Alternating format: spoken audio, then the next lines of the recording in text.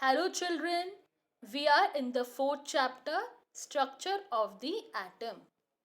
In the previous video, we learned atoms are divisible and they have subatomic particles. We learned the discovery of one subatomic particle, that is electron. An electron was discovered by J.J. Thomson. So J.J. Thomson used a discharge tube, right? So that discharge tube contained cathode and anode. So when the pressure of gas was reduced and voltage of electricity was increased, what happened? Thomson saw a beam of light passing from cathode to anode.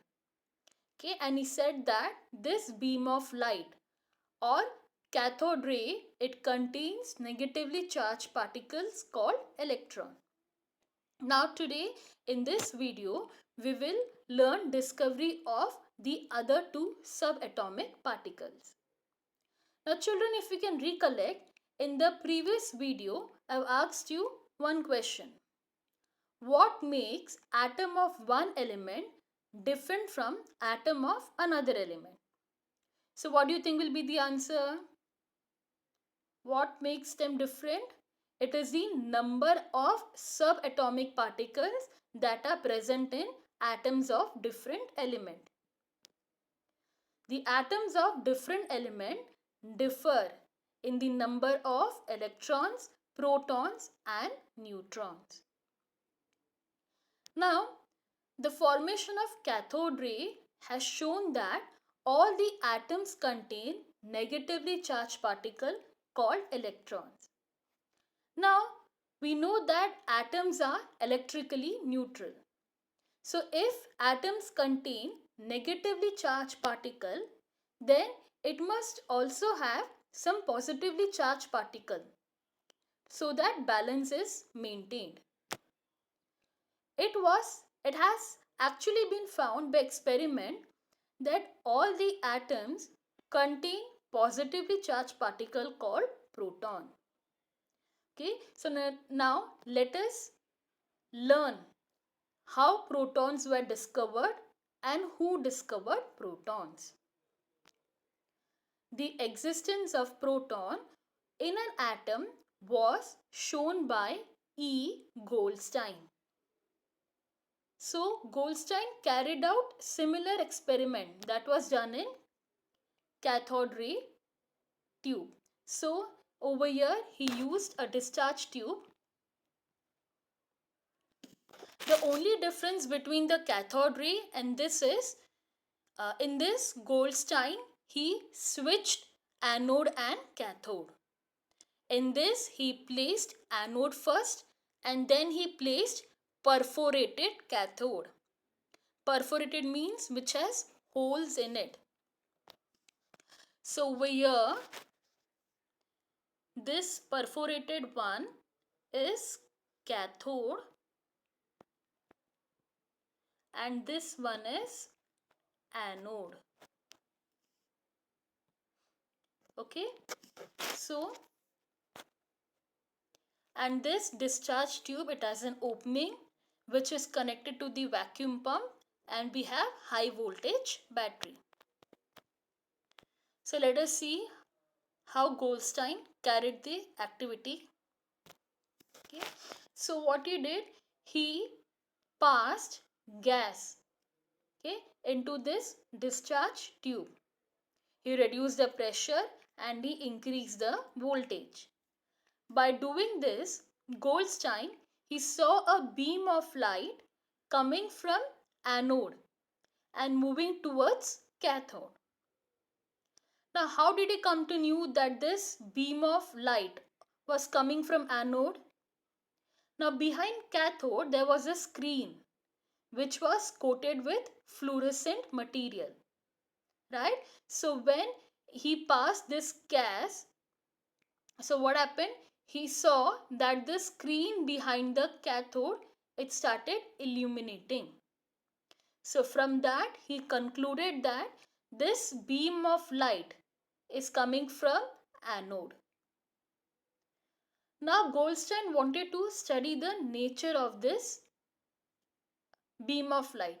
So he brought two metal plates and he placed above and below the discharge tube. So on doing this, he saw that the beam of light, it deviated towards the negatively charged plate.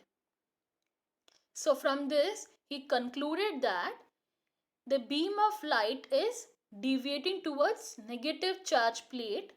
It means that the beam of light contains positively charged particle. Right? We know that unlike charges attract each other. So definitely the beam of light contains positively charged particle. And he named those particles as protons. Now children, in the previous video, I've told you that in this electron, the mass and charge of cathode ray, it does not depend on the nature of the gas that is taken in the discharge tube. But in case of proton, the mass and charge of protons or anode rays, it depends on the nature of gas that is taken in the discharge tube. Different gases will give out different types of anode rays. Okay. So when electricity is passed at high voltage through a gas at a very low pressure, it produces anode rays, or we can call it as canal. They're called as canal rays. Okay, we call it as anode rays or canal rays. Now let us compare the mass and charge of proton and electron. Okay, the mass of proton is equal to 1 unit. The mass of electron is very small. Actually, the mass of proton is 2000 times that of electron. You can see the charge of proton, it is 1.602 into 10 raised to minus 19 coulomb. Now coulomb is a measure of electric charge. You can see that the charge of proton and electron, they are equal in magnitude, but they are opposite in sign. Proton has positive sign and electron has negative sign. Because of that reason, we take the charge of proton as plus 1 unit and electron as minus 1 unit. Okay.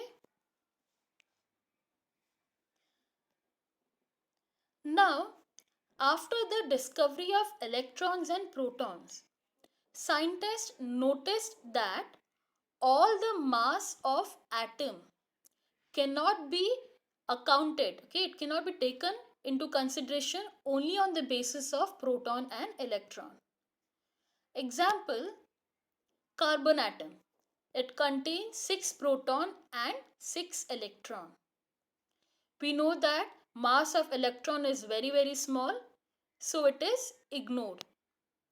So in that case, only mass of proton is taken. So I can say that if only mass of proton is taken, then the expected mass should be 6U, right? But the actual atomic mass of carbon is 12 unit. Now the question is, where is this extra mass of 6 unit coming from? Right? What is this mysterious mass? So this problem was solved by discovery of another subatomic particle called neutron. And this neutron was discovered by James Chadwick. Okay, so neutron is a neutral particle. It's a neutral subatomic particle. It is present at the center of atom along with protons. Now let us compare the mass and charge of proton, electron and neutron. We can see that proton is 1U, electron is, mass of electron is negligible, and neutron is 1U. Remember, the mass of proton and mass of neutron, they are equal. Okay, mass of proton and mass of neutron are equal. We can see charge of proton, as like I have told you, it is plus 1U, electron is minus 1U. Now the scientists, they knew that atom is electrically neutral. Okay, and it was discovered that atom contains positively charged particle and negatively charged particle. So it is balanced. So this next subatomic particle, that is neutron, it will contain no charge. It is neutral. Okay, so the charge of neutron is neutral, that is 0. Now from this explanation, can I find out the exact, or can we give an explanation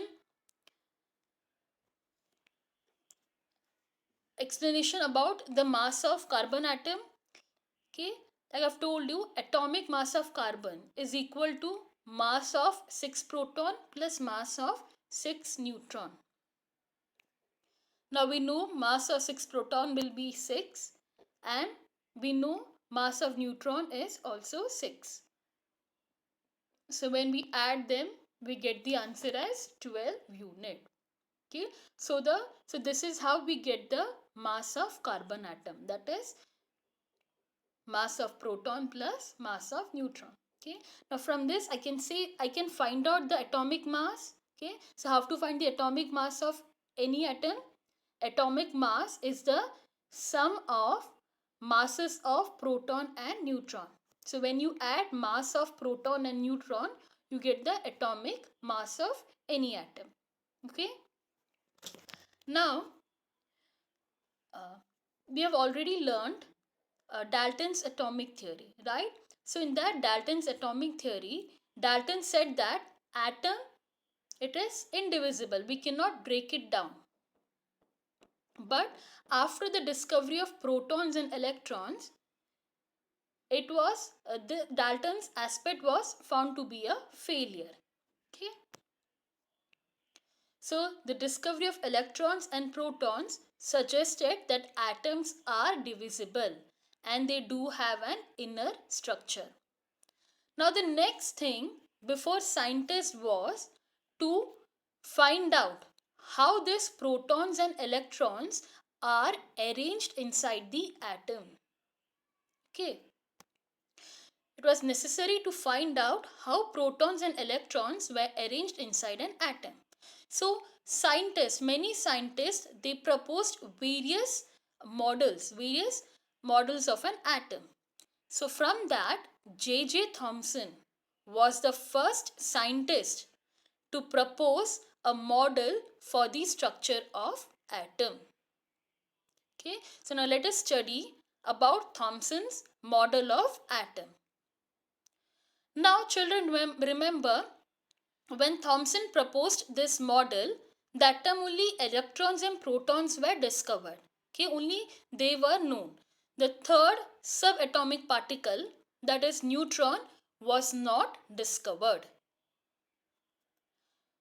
So according to Thomson's model, an atom consists of a sphere or ball of positive charge with negatively charged electrons embedded in it. So this is Thomson's model of atom, the model proposed by Thomson. So according to Thomson, the colored part, that is the orange part, orange area, is the positive part. It means it contains all the positive charge. And the electrons, that is you can see the blue colored one, the electrons, they are embedded on this positive charge. Then Thomson said that the positive and negative charges are equal in magnitude. So the atom as a whole is electrically neutral. Okay, so Thomson said that the balance, the total negative charges is equal to the total positive charges. Okay. So atom is electrically neutral. Now this Thomson's model of atom, it can be compared with that of watermelon. Now, according to Thomson's model, the red edible part, it can be compared to the positive charges, and the black seed can be compared to electrons that are embedded. Even we can compare Thomson's model to that of Christmas pudding. So in Christmas pudding, the dry fruits, or I can say the raisins, are compared to that of electrons that are embedded in the pudding. And the pudding, the whole pudding, is compared to the positive charges, okay, or the positive sphere. So I hope you have understood whatever we have learnt in this video. We learnt about discovery of proton, neutron, and the first structure, that is the first model of atom given by J.J. Thomson. I hope you have understood, children. Thank you.